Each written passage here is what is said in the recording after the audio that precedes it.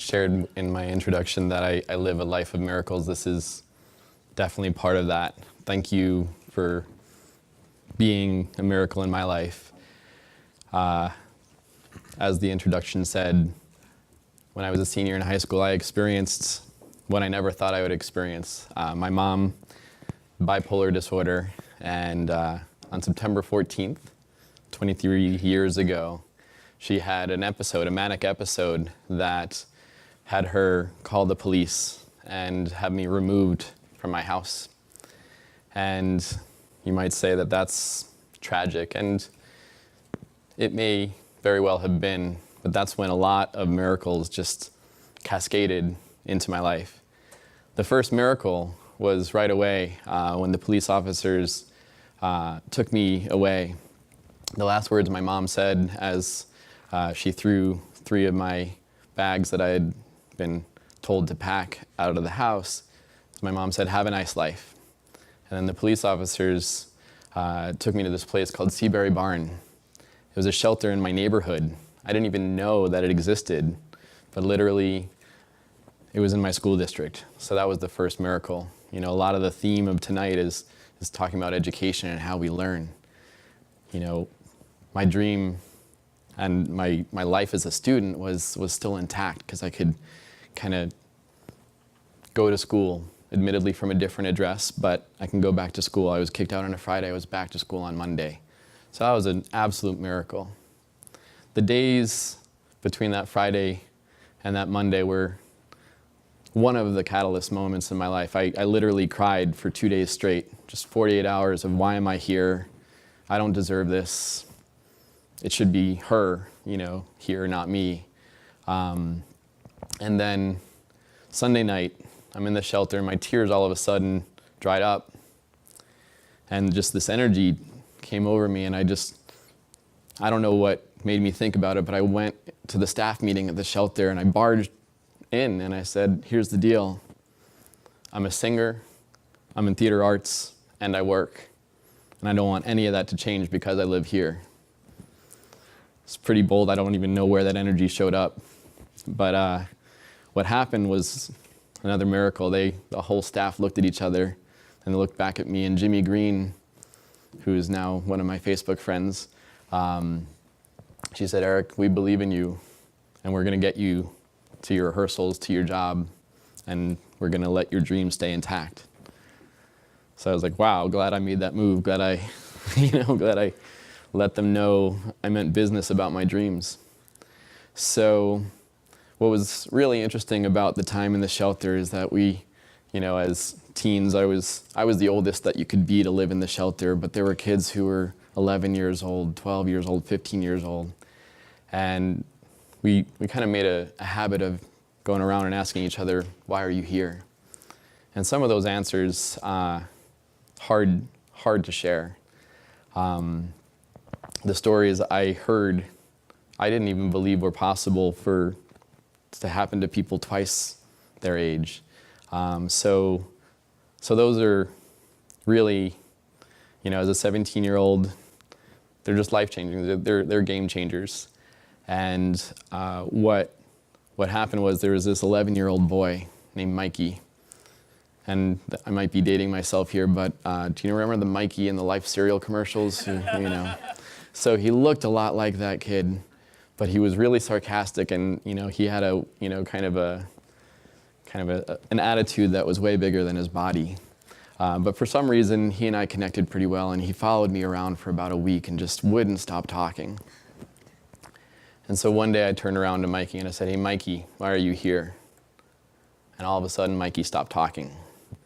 I was blown away, because what he then did was he took off his shirt and he showed me what was basically a constellation of cigarette burns on his back. So when you see that, as a 17-year-old, you're just immediately changed. And still, it was part of the miracles. I realized that I needed to see that. I needed to have a visual on what that could be, so that when I grew up, I could do something about it. So needless to say, I took Mikey under my wing after that kind of revealing display, and we became really close. And it was just clear that at the shelter I was kind of an older uncle figure, and it was really miraculous. I mean, it sounds like I smile a lot because what then happened was, just more and more miracles. So I'll just fast forward a little bit. I was living in a shelter. I didn't know it had a 30-day time limit, and so by day 32 or so, I kind of realized I should probably have a different plan. So I started telling friends in my high school, and then shortly thereafter, my best friend Justin went to his mom, Melanie, and said, "Hey, I've got a friend who's living in this shelter. What do we do?" So immediately, Melanie called the shelter and said, "We've got an extra bed. We want Erik to live with us." And so to just kind of be respectful of time, I waited a week because I wanted to go to family counseling one more time to see if things would work out with my mom, but they didn't. So I called them back, and they took me in. And this is senior year in high school, right? So I don't know if you remember senior year, but you eat a lot, You just, I don't know if I did much but eat. So I was taken into the hungriest days of my life so far. And what's also interesting about that year is it's the year you apply to college. And so what was another miracle is that they sent their daughter to Duke University, leaving behind a Cornell application that hadn't been filled out. And so they were in conversation with my guidance department, and I don't know if you have experienced bipolar disorder, but you sort of live a life of perfectionism to try to stay invisible so that you don't trigger, kind of mood swings or anything like that. So I got amazing grades, just so that I didn't rock the boat. I also did a lot of extracurricular activities because I didn't want to be home, so I did whatever I could to take the second late bus home. So what basically happened is these folks, they helped me fill out this application. And what was amazing is I filled out two applications, one to Geneseo State and the other to Cornell University. And in April of 1991, as God would have it with the sense of humor, I got the waitlist and rejection letter from Geneseo well before I got the acceptance letter from Cornell. So, acceptance letter in hand on an amazing Tuesday afternoon, I look at this letter and I say, well, what does this mean? This is where Melanie Mason said, "Hey, Erik, we strongly believe in giving all of our children the first 4 years of their education." And I'm still looking at this letter, I'm like, what does this mean? At that point, it dawned on me that they were going to invest in my dreams and send me to school. And not only that, they called me their son. So that was a pretty amazing moment. And it was just unreal to just know that my dreams were still going to be intact and that I could go far above Cayuga's waters and live into who I knew I needed to be. So what I did throughout my years in school is I eventually realized that I was a leader and I needed to start remembering the kids who didn't get taken in by their best friends folks. And I started the Cornell Coalition for the Homeless. And we did these great projects where we would create t-shirts and sell lots and lots of t-shirts. And we would do something called a homeless-a-thon, where I would help people learn what it was like to be homeless for 24 hours, and we'd raise a lot of money that way. And then we'd make microloans with the money that we raised. And we went down to the local community kitchen, and we actually loaned people money for their security deposits so they could get out of homelessness. And it was just a really empowering moment. Could you imagine being a student volunteer and know that you were helping someone literally get into a house? So that was pretty amazing. What was interesting about that time is that I also realized that, maybe as I grew up, whatever growing up means, I should try to be normal. And, I said to myself, there's no money in homelessness. So, I tried to get different jobs, and I did a lot of the things, and I realized I was living into other people's dreams because I was born this way. I saw these things for a reason. But for some reason, when you're at Cornell, everyone talks about the jobs they're going to get, and no one says, well, I want to run a homeless shelter, or, it was just a very interesting time.